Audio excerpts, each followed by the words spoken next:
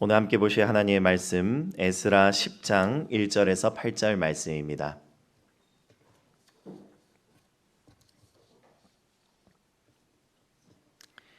에스라 10장 1절에서 8절 말씀을 우리 한 목소리로 읽겠습니다. 에스라가 하나님의 성전 앞에 엎드려 울며 기도하여 죄를 자복할 때에 많은 백성이 크게 통곡하매 이스라엘 중에서 백성의 남녀와 어린아이의 큰 무리가 그 앞에 모인지라. 엘람 자손 중 여이엘의 아들 스가냐가 에스라에게 이르되 우리가 우리 하나님께 범죄하여 이 땅 이방 여자를 맞이하여 아내로 삼았으나 이스라엘에게 아직도 소망이 있나니 곧 내 주의 교훈을 따르며 우리 하나님의 명령을 떨며 준행하는 자의 가르침을 따라 이 모든 아내와 그들의 소생을 다 내보내기로 우리 하나님과 언약을 세우고 율법대로 행할 것이라. 이는 당신이 주장할 일이니 일어나소서, 우리가 도우리니 힘써 행하소서 하니라. 이에 에스라가 일어나 제사장들과 레위 사람들과 온 이스라엘에게 이 말대로 행하기를 맹세하게 하매 무리가 맹세하는지라. 이에 에스라가 하나님의 성전 앞에서 일어나 엘리야십의 아들 여호하난의 방으로 들어가니라. 그가 들어가서 사로잡혔던 자들의 죄를 근심하여 음식도 먹지 아니하며 물도 마시지 아니하더니 유다와 예루살렘에 사로잡혔던 자들의 자손들에게 공포하기를 너희는 예루살렘으로 모이라. 누구든지 방백들과 장로들의 훈시를 따라 3일 내에 오지 아니하면 그의 재산을 정몰하고 사로잡혔던 자의 모임에서 쫓아내리라 하매. 아멘. 오늘은 우리가 함께 읽은 에스라 10장 1절에서 8절 말씀을 가지고 뼈를 깎는 회개라는 제목으로 함께 말씀을 나누도록 하겠습니다. 에스라가 엎드려서 울며 기도하여 죄를 자복했습니다. 그러자 많은 사람들도, 이 많은 백성들도 회개의 기도에 함께 동참했다라고 말하고 있습니다. 에스라는 백성들의 죄를 자신의 죄처럼 여기며 정말 진심으로 통회하고 눈물로 기도했습니다. 그저 비판만 하는 사람이 아니라 자신이 책임감을 가지고 앞장서서 다른 사람의 잘못을 내 잘못인 것처럼 회개하는 이 한 사람의 눈물과 이 회개 기도를 통하여서 공동체가 변화됨을 우리는 보게 됩니다. 사랑하는 성도 여러분, 비판만 하는 사람이 아니라 책임감을 가지고 앞장서서 회개하며 기도하는 저와 여러분이 되기를 간절히 축복합니다. 이렇게 이스라엘의 영적 각성이 일어났습니다. 그때 한 사람이 나섭니다. 2절 말씀에 보면 그 사람이 엘람 자손 중 여히엘의 아들 스가냐라고 합니다. 그리고 이 스가냐가 정말 충격적인 결단에 제안을 하고 있습니다. 2, 3절 말씀을 한번 보십시오. 엘람 자손 중 여히엘의 아들 스가냐가 에스라에게 이르되 우리가 우리 하나님께 범죄하여 이 땅 이방 여자를 맞이하여 아내로 삼았으나 이스라엘에게 아직 소망이 있나니 곧 내 주의 교훈을 따르며 우리 하나님의 명령을 떨며 준행하는 자의 가르침을 따라 이 모든 아내와 그들의 소생을 다 내보내기로 우리 하나님과 언약을 세우고 율법대로 행하자, 이렇게 말을 하고 있는 것입니다. 여러분, 정리해 보면 무슨 얘기를 하고 있는 것입니까? 이방의 아내와 모든 소생을 내보내자. 너희가 이방 여자를 아내로 맞아들였으면 그 아내를 내보내고 또 그 안에서 낳은 아들과 딸을 내보내라 라고 이야기하는 것입니다.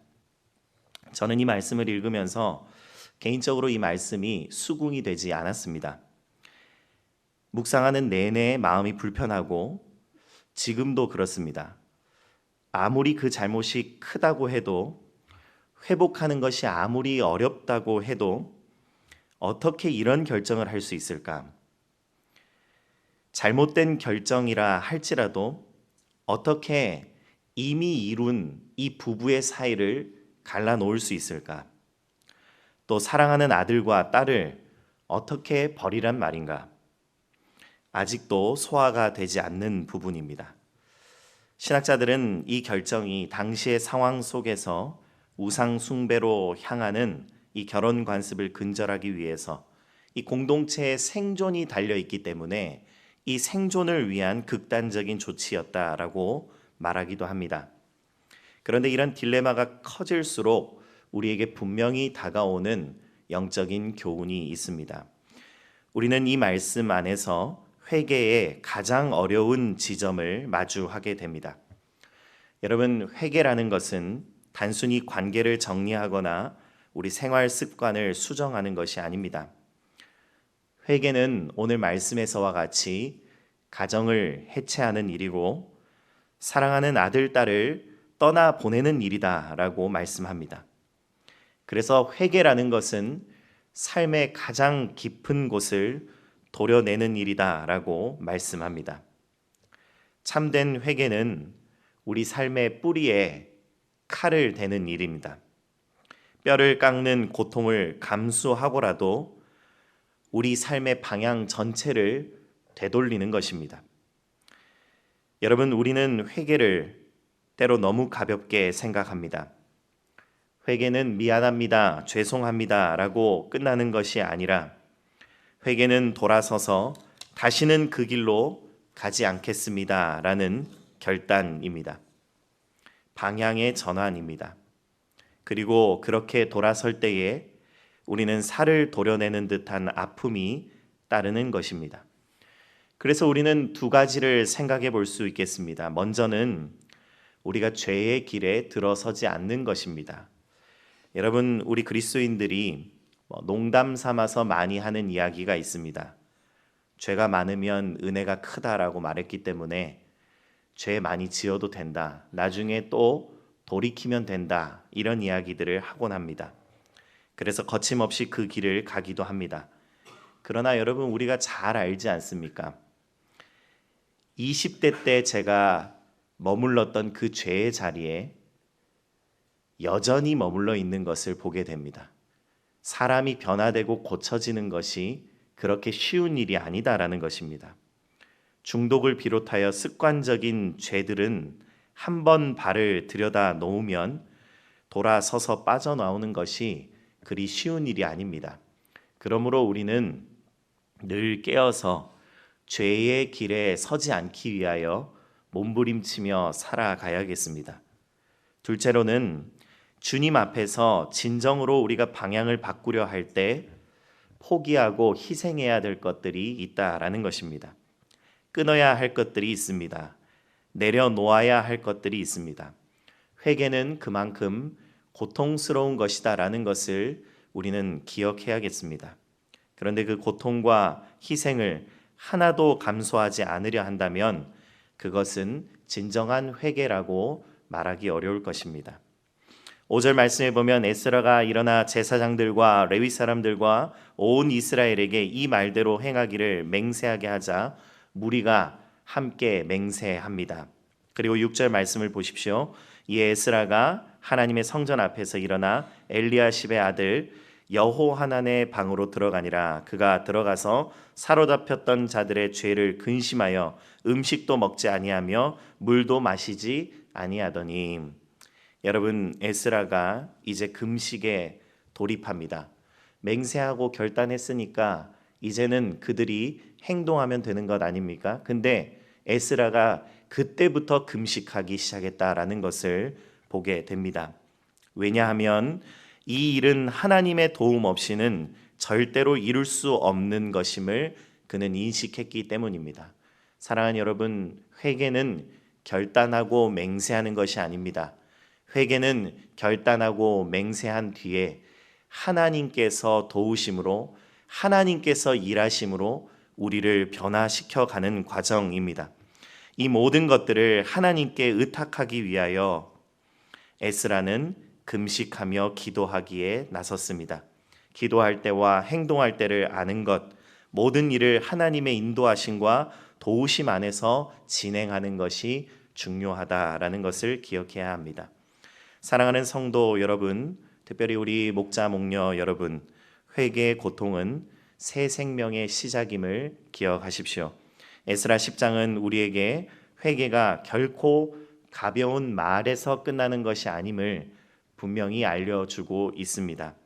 회개는 뼈를 깎는 아픔이고 방향을 바꾸는 결단입니다. 그러나 그 고통스러운 결단을 통해서 하나님께서는 반드시 새로운 생명을, 새로운 질서를, 새로운 은혜의 길을 열어가심을 믿으시고 사모하시길 바랍니다. 우리도 때로 삶의 가장 깊은 곳에 수술 칼을 대야 할 때가 있을 것입니다. 붙잡고 있던 죄, 익숙하게 여겼던 어둠, 그리고 늘 스스로 괜찮다고 합리화했던 습관들을 내려놓아야 할 때가 있습니다. 그 순간은 고통스럽지만 그 고통을 지나면 반드시 우리가 경험하지 못했던 놀라운 은혜를 경험하게 될 줄 믿습니다. 하나님이 보시는 것만 보고 하나님이 슬퍼하는 것에서 함께 슬퍼하며 돌아서야 할 곳에서 과감하게 돌아서는 사람이 되길 바랍니다.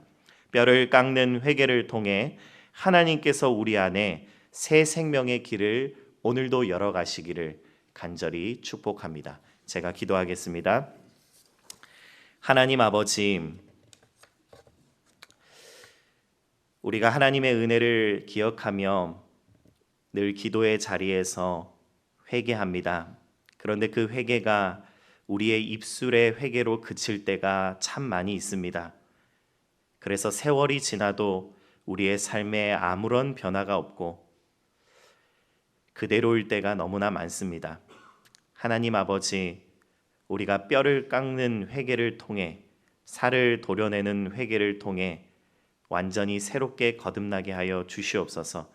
우리의 삶 가운데에 하나님께서 끊어내라, 고쳐라, 돌아서라 라고 말씀하실 때에 아멘으로 순종하며 그 고통을 감내함으로 새 길을 여시는 주님을 바라보게 하여 주시옵소서. 모든 말씀 예수 그리스도의 이름으로 기도드립니다. 아멘.